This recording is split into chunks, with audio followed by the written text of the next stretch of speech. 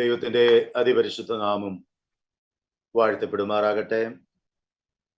കർത്താവിന്റെ സന്നിധിയിൽ നമുക്ക് ഇത്രയും സമയം മധ്യസ്ഥ പ്രാർത്ഥിക്കുവാൻ ദൈവം തന്ന പ്രാഗൽഭ്യത്തിനായി സാഹചര്യത്തിനായിട്ട് ദൈവത്തെ സ്തുതിക്കുന്നു, സ്തോത്രം ചെയ്യുന്നു. തിങ്കളാഴ്ചകളിലെ നമ്മളുടെ ദൈവവചന പഠനം കൊലോസ്യ ലേഖനത്തിൽ നിന്ന് കഴിഞ്ഞ ആഴ്ച മുതൽ നമുക്ക് പഠിക്കുവാനായിട്ട് ഇടയായിത്തീർന്നല്ലോ.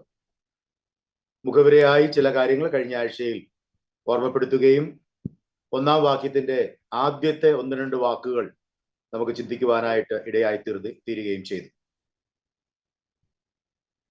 കൊലോസ്യ ലേഖനം അപ്പോസ്തലനായ പൗലോസിന്റെ കാരാഗ്രഹ ലേഖനങ്ങളിൽ ഒന്നാണ്. താൻ സുവിശേഷം നിമിത്തം കാരാഗ്രഹത്തിലായിരുന്നപ്പോൾ എഴുതിയ എഫേസ്യർ, ഫിലിപ്പിയർ, കൊലോസ്യർ, ഫിലേമോൻ എന്ന 4 ലേഖനങ്ങളിൽ ഒന്നാണല്ലോ കൊലോസ്യ ലേഖനം. പൗലോസ് അപ്പോസ്തലൻ കൊലോസ്യ സഭ ആരംഭിക്കുന്നതിനോ അവിടെ സന്ദർശിക്കുന്നതിനോ ഇടയായിട്ടില്ല എങ്കിലും എപ്പഫ്രാദിത്തോസ് അല്ലെങ്കിൽ എപ്പഫ്രാസ് എന്ന മനുഷ്യനാൽ ആരംഭിച്ചതായിട്ടുള്ള ആ സഭയിലെ വിശ്വാസികളെ തന്റെ സ്വന്തം സഹോദരങ്ങളെ പോലെ സ്നേഹിച്ച് അവർക്ക് വേണ്ടി ലേഖനം എഴുതി തിഹിക്കോസിന്റെ കൈവശം കൊടുത്തുവിടുന്നതായിട്ടുള്ള വിഷയമാണ് നമുക്ക് പഠിക്കുവാൻ ചിന്തിക്കുവാനായിട്ട് സാധിച്ചത്. ധാരാളം ദുരുപദേശങ്ങൾ, പ്രത്യേകിച്ച് യേശുക്രിസ്തുവിന്റെ ദൈവത്വത്തെ ചോദ്യം ചെയ്യുന്നതായിട്ടുള്ള ഒരു കാലയളവിൽ അവിടെ തത്വജ്ഞാനികളുടെ ഒരു പ്രത്യേകമായിട്ടുള്ള നിലയിൽ കാര്യങ്ങൾ മുന്നോട്ട് പോയപ്പോൾ എല്ലാറ്റിലും വലിയ ജ്ഞാനം എന്താണ് എന്ന് പഠിപ്പിക്കുവാനായിട്ട് പൗലോസ് അപ്പോസ്തലൻ ശ്രമിക്കുകയാണ്. അങ്ങനെ ദുരുപദേശത്തിന് വിരുദ്ധമായി, പ്രത്യേകിച്ച് യേശുക്രിസ്തു സർവജ്ഞാനിയും സർവവ്യാപിയും സർവശക്തനുമാണെന്നുള്ള ഉത്തമമായ ബോധ്യത്തോടുകൂടെ അത് വ്യക്തമായി വെളിപ്പെടുത്തുവാൻ വേണ്ടി എഴുതിയതായിട്ടുള്ള ഒരു ലേഖനമാണ് ഈ കൊലോസ്യ ലേഖനം. യേശുക്രിസ്തുവിനെ എല്ലാറ്റിനും സകലത്തിനും മുമ്പനാക്കുക എന്നുള്ള ലക്ഷ്യത്തോടുകൂടെ എഴുതിയതായിട്ടുള്ള ഒരു ലേഖനമാണ് AD 60 താൻ എഴുതിയതായിട്ടുള്ള ഈ കൊലോസ്യ ലേഖനം. ഈ കൊലോസ്യ ലേഖനത്തിലെ വിഷയം നമ്മൾ ചിന്തിച്ചത് ക്രിസ്തു ദൈവത്തിന്റെ സർവ സമ്പൂർണതയുമായവൻ എന്ന വിഷയത്തെക്കുറിച്ചാണ് നമ്മൾ പഠിക്കുന്നത്. അതാണ് ഓരോ വാക്യങ്ങളിലും പൗലോസ് അപ്പോസ്തലൻ രേഖപ്പെടുത്തുന്നത്. ഒന്നാമത്തെ വാക്യം നമ്മൾ അല്പമായി ചിന്തിക്കുവാനായിട്ട് ആരംഭിച്ചല്ലോ. അവിടെ വായിച്ചത് ദൈവേഷ്ടത്താൽ ക്രിസ്തുവേശുവിന്റെ അപ്പോസ്തലനായ പൗലോസും. അപ്പോൾ നമ്മൾ ചിന്തിച്ചത് ദൈവേഷ്ടത്താലാണ് പൗലോസ് അപ്പോസ്തലനായി തീർന്നത് എന്നുള്ള വിഷയമാണ് നമ്മൾ കഴിഞ്ഞ ആഴ്ചയിൽ ഓർത്തത്. അപ്പോസ്തലൻ എന്ന വാക്ക് നമ്മൾ ചിന്തിക്കുമ്പോൾ ഞാൻ പറഞ്ഞു, അയക്കപ്പെട്ടവൻ എന്നുള്ള വാക്കാണ് അവിടെ അർത്ഥപൂർണമായിട്ട് നമുക്ക് കാണുവാൻ സാധിക്കുന്നത്. പൗലോസ് അപ്പോസ്തലൻ ഔദ്യോഗികമായി അയക്കപ്പെട്ടവൻ എന്ന് പറയുമ്പോൾ ദൈവം തന്നെ അവനെ തെരഞ്ഞെടുത്ത് അയച്ചത് നമുക്ക് ഓർക്കുവാൻ സാധിക്കും.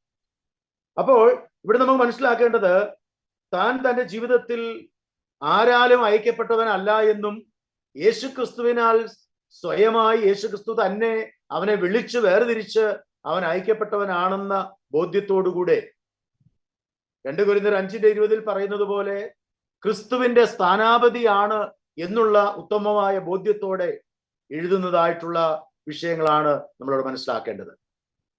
ദൈവേഷ്ടത്താൽ ക്രിസ്തുവേശുവിന്റെ അപ്പോസ്തലനായ പൗലോസ്.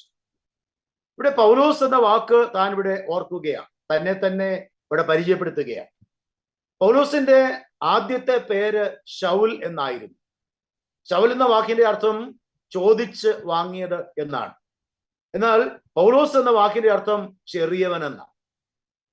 അത് ധാരാളം വാക്യങ്ങൾ നമുക്ക് കാണുവാനായിട്ട് സാധിക്കും. പൗലോസ് എന്ന പേര് തനിക്ക് ആദ്യമായി ലഭിക്കുന്നത് അപ്പോസ്തല പ്രവൃത്തികൾ 13-ാം അധ്യായം 9-ാമത്തെ വാക്യത്തിലും, പ്രവൃത്തികളുടെ പുസ്തകം തന്നെ 7-ാം അധ്യായം 58-ാം വാക്യത്തിലും 9:1 നമുക്ക് കാണുവാനായിട്ട് സാധിക്കും. മാത്രമല്ല, ജാതികളോട് സുവിശേഷം പ്രസംഗിക്കുവാനായിട്ട് യേശുക്രിസ്തുവിനാൽ അയക്കപ്പെട്ട പൗലോസിനെ നമുക്ക് ഇവിടെ മനസ്സിലാക്കുവാൻ സാധിക്കുന്നു. യേശുക്രിസ്തു അങ്ങനെ നേരിട്ട് അവനെ അയച്ചു എന്നുള്ളത് നമുക്കിവിടെ കാണുവാനായിട്ട് സാധിക്കും. കഴിഞ്ഞ ആഴ്ചകൾ ഞാൻ ഓർമ്മപ്പെടുത്തി, നറുക്കിട്ട് ലഭിച്ചതോ ആരെങ്കിലും അയച്ചതോ ഒരു സഭ അയച്ചതോ അല്ല പൗലോസ് അപ്പോസ്തലനെ അല്ലെങ്കിൽ ഈ ശൗലിനെ കർത്താവ് തന്നെ പിടിച്ച് പൗലോസാക്കി രൂപാന്തരപ്പെടുത്തി ജാതികളുടെ അപ്പോസ്തലനായി അയച്ചു എന്നുള്ളത് നമുക്ക് ഓർക്കുവാനായിട്ട് സാധിക്കും. രണ്ടാമത്തെ ഭാഗത്തിലേക്ക് നമ്മൾ വരികയാണ്. അവിടെ പറയുന്നു, പൗലോസും സഹോദരനായ തിമത്തിയോസും എന്ന് നമ്മൾ വായിക്കുന്നു. ഈ ലേഖനം എഴുതുമ്പോൾ തിമത്തിയോസും തന്നോടുകൂടെ ഉണ്ടായിരുന്നു എന്ന് നമുക്ക് മനസ്സിലാക്കുവാൻ സാധിക്കുന്നു. പൗലോസിന്റെ ശുശ്രൂഷയാൽ കർത്താവിങ്കിലേക്ക് വന്നവനായിരിക്കുന്ന തിമത്തിയോസിനെ മകൻ അഥവാ പ്രിയ മകൻ, നിജപുത്രൻ എന്നെല്ലാം തന്റെ ലേഖനങ്ങളിൽ പരാമർശിച്ചിട്ടുണ്ട്, വിളിച്ചിട്ടുണ്ട് എന്നുള്ളത് നമുക്ക് കാണുവാൻ സാധിക്കുന്നു. ഇവിടെ സഹോദരൻ എന്ന സംബോധനയാണ് ഇവിടെ താൻ ചെയ്യുന്നത്. വളരെ നല്ല ജീവിത സാക്ഷ്യവും വചന നിശ്ചയവും കൃപാവരവും ആത്മീക ശുശ്രൂഷയുമുള്ള തന്റെ ആത്മീക മകനെ സഹോദരൻ എന്ന് അഭിസംബോധന ചെയ്ത് പൗലോസ് ഇവിടെ സംസാരിക്കുന്നു. അതിൽ യാതൊരു തെറ്റുമില്ല എന്നത് നമ്മൾ ഓർക്കണം. തന്റെ ആത്മീക മകനോട് ബഹുമാനപൂർവമാണ് ഇവിടെ സഹോദരൻ എന്ന വാക്ക് ഉപയോഗിക്കുന്നത്. അത് ഏറ്റവും ബഹുമാനപൂർവമായി താൻ ഓർക്കുകയാണ്. മാത്രമല്ല, പൗലോസ് അപ്പോസ്തലന്റെ ലേഖനങ്ങൾ പഠിച്ചാൽ നമുക്കറിയാം, പലയിടങ്ങളിലെ വിശ്വാസികളെയും താൻ ഓർമ്മപ്പെടുത്തുന്നത് സഹോദരന്മാർ എന്നുള്ള വാക്കാണ്. എന്നിട്ട് നമ്മൾ മനസ്സിലാക്കേണ്ടത്, തിമത്തിയോസ് തന്നോടൊപ്പം ഈ ലേഖനത്തിൽ ഉണ്ട് എന്ന് മനസ്സിലാക്കുവാൻ നമുക്ക് സാധിക്കും. കാരണം ഇത് എഴുതുന്നതിന് സഹായിച്ചു കാണാം, പല രീതിയിലുള്ളതായ കാര്യങ്ങൾ ചർച്ച ചെയ്യുവാനായിട്ട് ഉണ്ടായി കാണാം. അതുകൊണ്ട് ഇവർ രണ്ടുപേരും കൂടെ ചേർന്നാണ് ഇത് എഴുതുന്നത് എന്ന് മനസ്സിലാക്കുവാൻ നമുക്ക് സാധിക്കും. അടുത്ത ഭാഗത്ത് നമ്മളിങ്ങനെ വായിക്കുന്നു, കൊലോസിയിലുള്ള വിശുദ്ധന്മാരും ക്രിസ്തുവേശുവിൽ വിശ്വസ്ത സഹോദരന്മാരുമായവർക്ക് എഴുതുന്നത് എന്ന്. ഞാൻ പറഞ്ഞല്ലോ, സഹ വിശ്വാസികളെ താൻ ഓർമ്മപ്പെടുത്തുന്നത് വിശുദ്ധന്മാർ എന്ന പ്രത്യേകതയിലാണ്. അത് നമ്മൾ ചിന്തിക്കും. ഇവിടെ പറയുകയാണ് കൊലോസിയിലെ വിശുദ്ധന്മാര് എന്ന് ഇവിടെ പറയുന്നു. വിശ്വാസികളെ വിശുദ്ധന്മാരെന്ന് വിളിക്കുന്നതായിട്ടുള്ള അനുഭവം അപ്പോസ്തലപ്രവൃത്തികൾ 9-ാം അധ്യായം 13-ാം വാക്യത്തിലാണ് വിശ്വാസികളെ വിശുദ്ധന്മാർ എന്ന് വിളിച്ചിരിക്കുന്നത്. ക്രിസ്തുവേശുവിലുള്ള വിശ്വാസത്താൽ വീണ്ടും ജനിച്ച ദൈവമക്കൾക്ക് പുതിയ നിയമം ഈ പേര് നൽകിയിരിക്കുകയാണ്. അതിന്റെ അർത്ഥം വേർതിരിക്കപ്പെട്ടവൻ എന്നാണ്. ഹാഗിയോസ് എന്ന ഗ്രീക്ക് വാക്കാണ് ദ സെപ്പറേറ്റഡ് വൺ എന്ന ഗ്രീക്ക് വാക്കാണ്, അല്ലെങ്കിൽ ഹഗിയോസ് എന്ന വാക്കാണ് ഇവിടെ താന് ഈ വിശുദ്ധൻ എന്ന വാക്കിന് ഉപയോഗിച്ചിരിക്കുന്നത്. ഇവിടെ നമുക്ക് കാണുവാൻ സാധിക്കുന്നത്, പ്രത്യേകമായി ഒരു പ്രത്യേക ഉദ്ദേശത്തിനായി വേർതിരിച്ചതായിട്ടുള്ള ഒരു വ്യക്തി.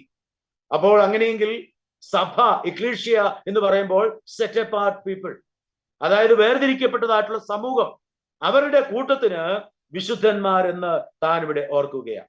അതുകൊണ്ട് ഇവിടെ മനസ്സിലാക്കേണ്ടത് എന്താണെന്ന് ചോദിച്ചാൽ, പഴയ നിയമത്തിലും നമുക്ക് ആവർത്തന പുസ്തകം 33-ാം അധ്യായത്തിന്റെ 3-ാമത്തെ വാക്യത്തിൽ നമുക്ക് കാണുവാൻ സാധിക്കുന്നുണ്ട്.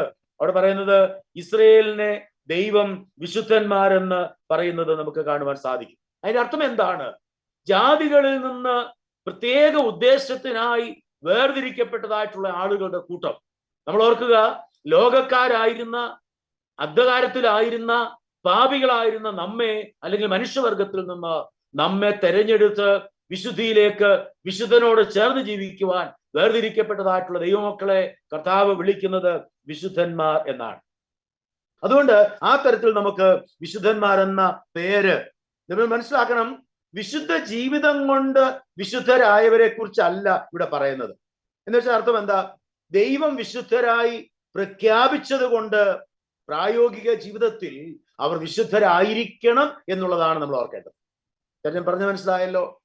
അവിടെ വ്യക്തമായിട്ട് മനസ്സിലാക്കണം, വിശുദ്ധ ജീവിതം നയിച്ചത് കൊണ്ട് വിശുദ്ധരായതല്ല, വിശുദ്ധൻ നമ്മെ വിളിച്ച് വിശുദ്ധിയിലേക്ക് വിളിച്ചിരിക്കുന്നത് കൊണ്ട് വിശുദ്ധരായി ജീവിക്കണം എന്നുള്ളതാണ് ദൈവികമായ പ്രമാണം. അതാണ് കടപ്പാട്. വെളിപ്പാട് പുസ്തകം 22-ാം അധ്യായം 11-ാം വാക്യത്തിലും 16-ാം അധ്യായം 15-ാം വാക്യത്തിലും വിശുദ്ധന്മാരുടെ ഗണത്തെക്കുറിച്ച് നമുക്ക് ഓർക്കുവാനായിട്ട് സാധിക്കും. അതുകൊണ്ട് പൗലോസ് അപ്പോസ്തലൻ ലേഖനങ്ങളെല്ലാം എഴുതുമ്പോൾ വിശുദ്ധന്മാർക്ക് വേണ്ടി എഴുതുകയാണ്. അത് റോമയിലുള്ളവരാകാം, കൊലോസിയയിൽ, എഫേസ്യർ, ഫിലിപ്പിയിൽ ഉള്ളതായിട്ടുള്ള എല്ലാ വിശുദ്ധന്മാർക്കും വേണ്ടി എഴുതുന്നതായിട്ടുള്ള ഒരു അനുഭവം. അതുകൊണ്ട് നമ്മളിവിടെ ചിന്തിച്ചു നോക്കുക, ഇത് വിശുദ്ധ ഗണം എന്ന് ഇവിടെ ഉദ്ദേശിക്കുമ്പോൾ കർത്താവിനോട് ചേർന്ന് വിശുദ്ധിയിൽ ജീവിക്കുവാൻ വിളിക്കപ്പെട്ട, വേർതിരിക്കപ്പെട്ട സമൂഹം. അതാണ് നമ്മളുടെ വിശുദ്ധൻ എന്ന പേരുകൊണ്ട് അർത്ഥമാക്കേണ്ടത്. ദൈവം നമ്മെ വിളിച്ചിരിക്കുന്നത്, നമ്മൾ വായിക്കുന്നുണ്ട്, പൗലോസ് തന്നെ പറയുന്നുണ്ട്, ദൈവം നമ്മെ വിളിച്ചിരിക്കുന്നത് അശുദ്ധിയിലേക്കല്ല, വിശുദ്ധിയിലേക്കത്രേ. അപ്പോൾ വിശുദ്ധരായിരിക്കാൻ എന്നിട്ട് കർത്താവ് പറയുകയാണ്, ഞാൻ വിശുദ്ധനാകിയാൽ, ദൈവപുസ്തകത്തിലെ വാക്യമാണ് ഇവിടെ ഓർമ്മപ്പെടുത്തുന്നത്, ഞാൻ വിശുദ്ധനാകിയാൽ നിങ്ങളും വിശുദ്ധരാകണം. ഇതൊരു ദൈവിക പ്രമാണമാണ്, ഇതൊരു കൽപ്പനയാണ്. വിശുദ്ധരായില്ലെങ്കിലും കുഴപ്പമില്ല എന്നുള്ള അർത്ഥത്തിലല്ല, ഞാൻ വിശുദ്ധനാകയാൽ നിങ്ങളും വിശുദ്ധരായിരിക്കണം എന്ന ഉറപ്പ് അല്ലെങ്കിൽ ഉറച്ചതായിട്ടുള്ള ഒരു കാര്യം ഓർമ്മപ്പെടുത്തുകയാണ്. ഇങ്ങനെ ഞാൻ പറഞ്ഞു മുന്നോട്ട് പോകട്ടെ. വിശുദ്ധർ എന്ന് പറയുമ്പോൾ എബ്രായർ 10:10 പറയുന്നത് പോലെ യേശുക്രിസ്തുവിന്റെ തങ്കച്ചോരയാൽ കഴുകൽ പ്രാപിച്ച ദൈവജനത്തിന്റെ പേരാണ് വിശുദ്ധൻ. യേശുവിന്റെ രക്തത്തിൽ എന്താണ് പ്രത്യേകത? 1 യോഹന്നാന്റെ ലേഖനത്തിൽ നിന്ന് വായിക്കുന്നു, 1-ാം അധ്യായം 7-ാം വാക്യത്തിൽ പറയുന്നു, അവന്റെ പുത്രനായ യേശുവിന്റെ രക്തം സകല പാപവും പോക്കി നമ്മെ ശുദ്ധീകരിക്കുന്നു എന്ന്. അങ്ങനെയെങ്കിൽ കർത്താവിന്റെ രക്തത്താൽ ശുദ്ധീകരിക്കപ്പെട്ട ദൈവജനത്തിന് പറയുവാൻ കഴിയണം, ഞാൻ ഒരു വിശുദ്ധനാണ്, വിശുദ്ധിയിലേക്കാണ് അവൻ എന്നെ വിളിച്ചിരിക്കുന്നത് എന്ന ഉത്തമമായ ബോധ്യത്തോടുകൂടെ നമുക്കായിരിക്കാനായിട്ട് സാധിക്കേണ്ടത് ഏറ്റവും ആവശ്യമാണ്. അതുകൊണ്ട് ഈ നാളുകളിൽ ആ തരത്തിൽ നമ്മൾ ചിന്തിക്കണം. ജീവിത പ്രവൃത്തികൾ വിശുദ്ധമായിരിക്കണം. ശുഭ്രവസ്ത്രം ധരിച്ചത് കൊണ്ട് വിശുദ്ധനാകണമെന്നില്ല. അതായത് വെളിച്ചദൂതന്റെ വേഷം കെട്ടിയാലും വിശുദ്ധനാകണമെന്നില്ല.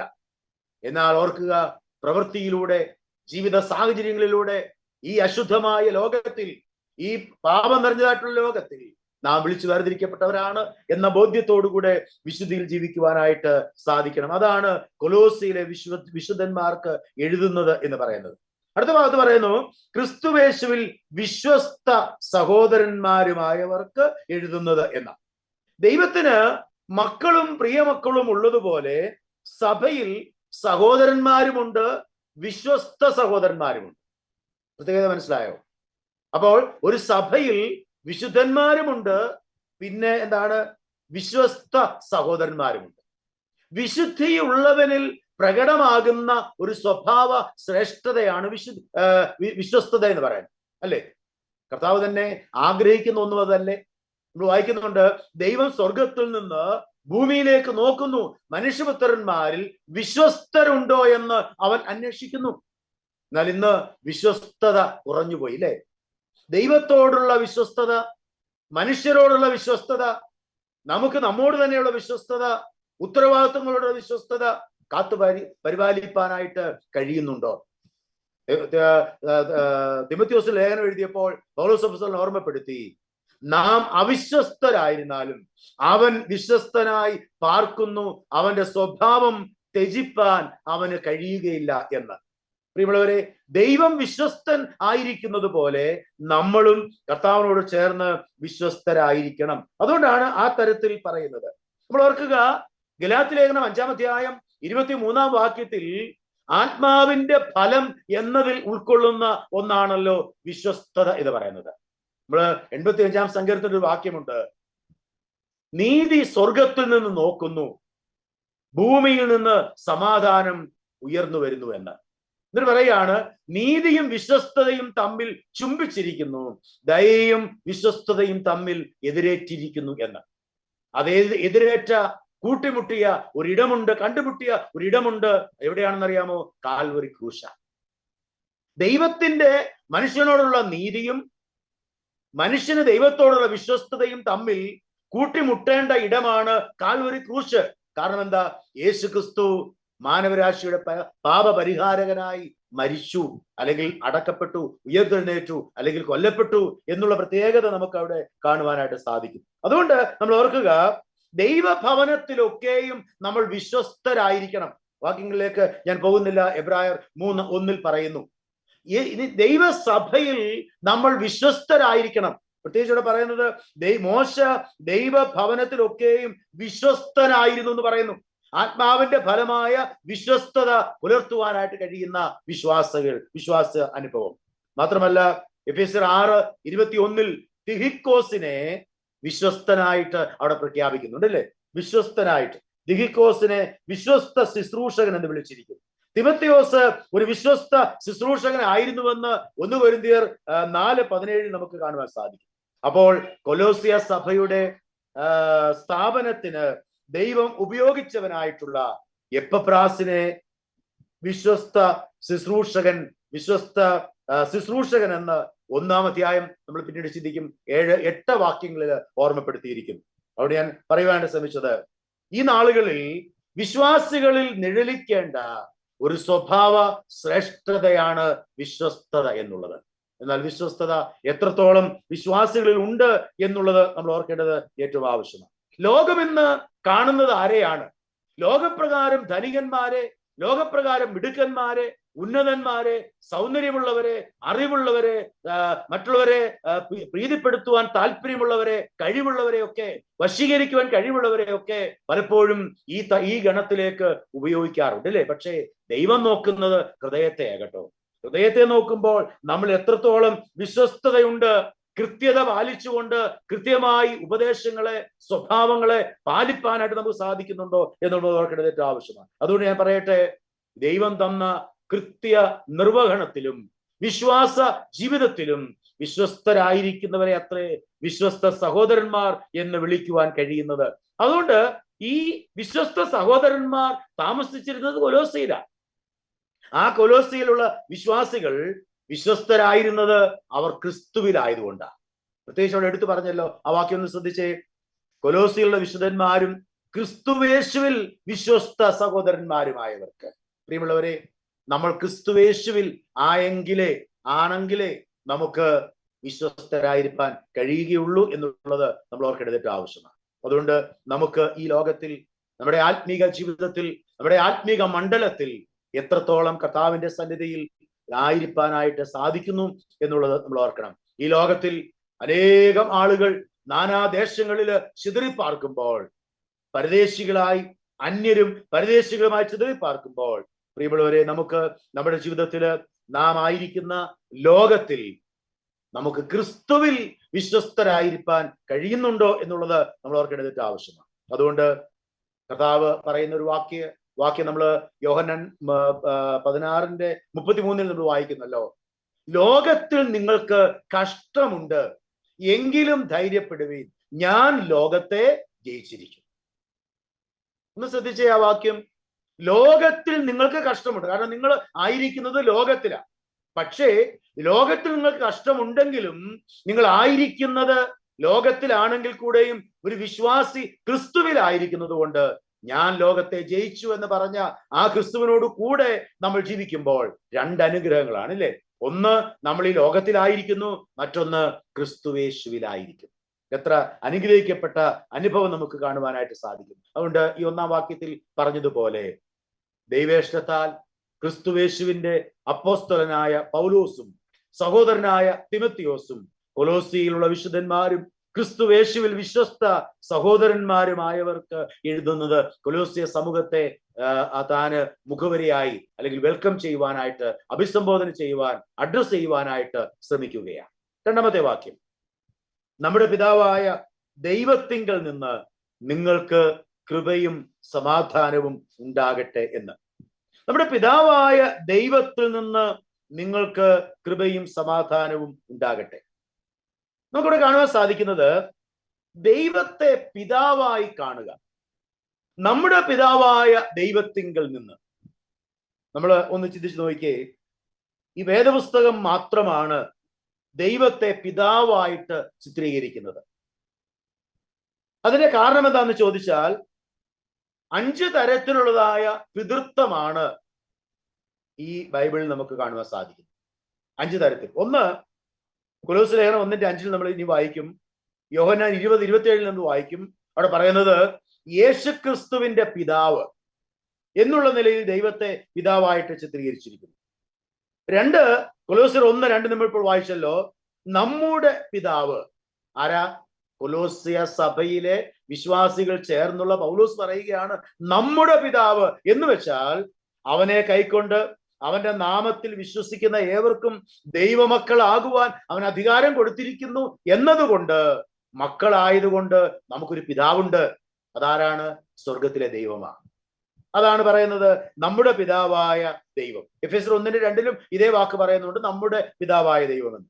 3-ാമതായി നമുക്ക് കാണുവാൻ സാധിക്കുന്നത് ഇസ്രയേലിന്റെ പിതാവ് എന്ന് മലാഖി 2:10 പുറപ്പാട് 4:22 നമുക്ക് കാണുവാൻ സാധിക്കുന്നു. എന്താണ്? ഇസ്രയേലിന്റെ പിതാവ്. ഇസ്രയേലിന്റെ പിതാവ് എന്ന് നമുക്ക് കാണുവാൻ സാധിക്കും. നാലാമതായിട്ട് സകല സൃഷ്ടിബന്ധത്തിൽ എല്ലാവരുടെയും പിതാവാണ് ദൈവമെന്ന് പറയുന്നു. അപ്പോസ്തല പ്രവൃത്തികൾ 17:28. ഞാൻ ഈ വാക്യങ്ങളൊക്കെ പറയുന്നത് എഴുതുന്നവർ അല്ലെങ്കിൽ ക്ലാസ്സിൽ അറ്റൻഡ് ചെയ്യുന്നവർ ആരും ഫോട്ടോ ഇട്ടിട്ടില്ല. അതുകൊണ്ട് നിങ്ങൾ എഴുതുകയാണോ എന്ന് എനിക്കറിയില്ല. എങ്കിലും ഞാൻ പറഞ്ഞെന്നുള്ളേ ഉള്ളൂ. ആരെങ്കിലും നോട്ട് ചെയ്യുന്നെങ്കിൽ ദയവായി എഴുതുവാനായിട്ട് ശ്രമിക്കണം. അതുകൊണ്ട് സൃഷ്ടിബന്ധത്തിൽ എല്ലാവരുടെയും പിതാവാണ് ഈ ദൈവമെന്ന് പ്രവൃത്തികൾ 17:28 നമ്മൾ വായിക്കും.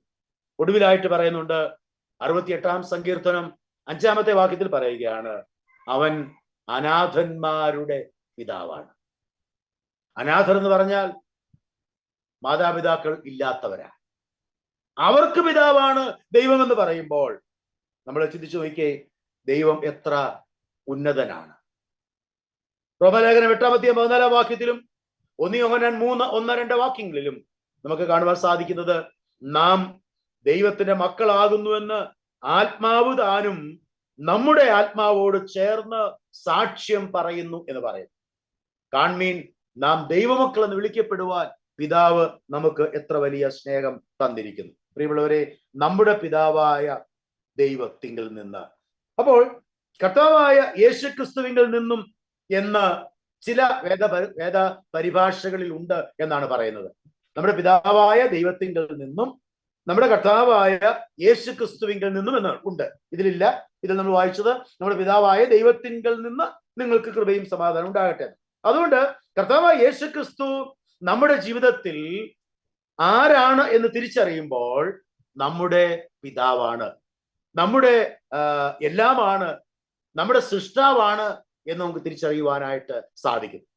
എന്നിട്ട് പറയുകയാണ്, നിങ്ങൾക്ക് കൃപയും സമാധാനവും ഉണ്ടാകട്ടെ എന്ന്. കൃപയും സമാധാനവും എന്ന വാക്ക് പൗലോസ് അപ്പോസ്തലന്റെ എല്ലാ ലേഖനങ്ങളിലും പ്രത്യേകിച്ച് ആവർത്തിച്ച് പറയുന്ന 2 പദമാണ് കൃപയും സമാധാനവും.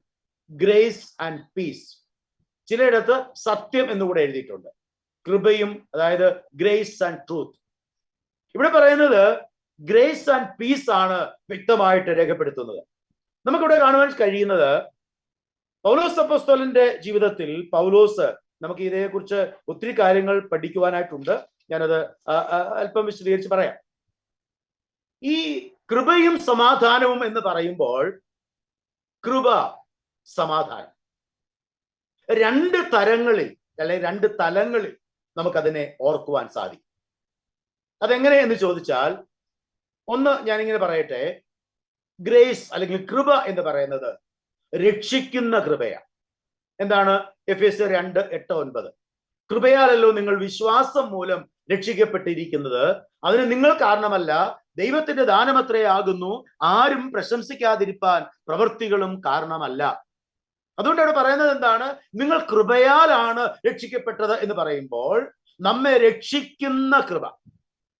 1 കൊരിന്ത്യർ ലേഖനം 15-ാം അധ്യായത്തിൽ വായിക്കുന്നുണ്ട്, ഞാൻ ആകുന്നത് ദൈവകൃപയാലാകുന്നു എന്ന് പൗലോസ് അപ്പോസ്തലൻ പറയുന്നു.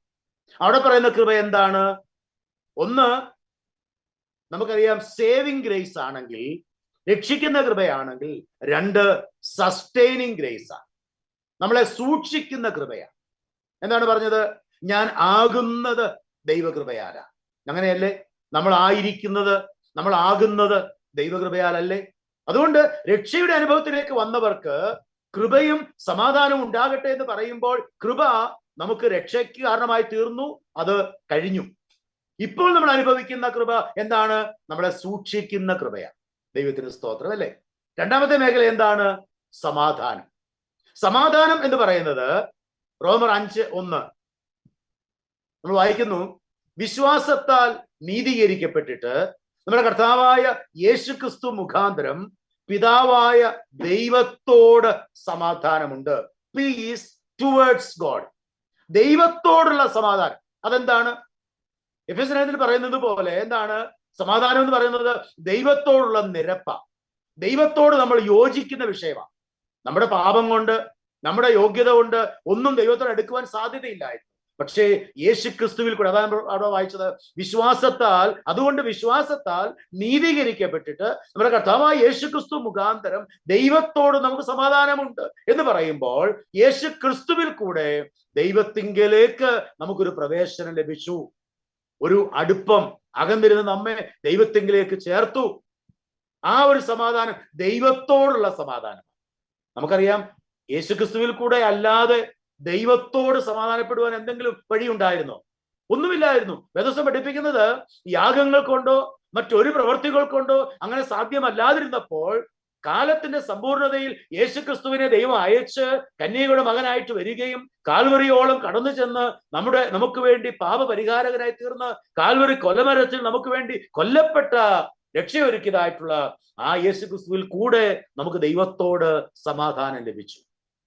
എന്താണ് യോഹന്നാൻ 14:6 പറയുന്നത് പോലെ, ഞാൻ തന്നെ വഴിയും സത്യവും ജീവനുമാകുന്നു, ഞാൻ മുഖാന്തരമല്ലാതെ ആരും പിതാവിന്റെ അടുക്കൽ എത്തുന്നില്ല എന്ന് അവിടെ നമ്മൾ വായിക്കും. പ്രിയമുള്ളവരെ, ഇവിടെ നമുക്ക് കാണുവാൻ സാധിക്കുന്നത് ദൈവത്തോടുള്ള സമാധാനമാണ്. രണ്ടാമത്തെ തലം എന്ന് പറയുന്നത് ദൈവത്തിൽ നിന്നുള്ള സമാധാനമാണ്. Peace from God.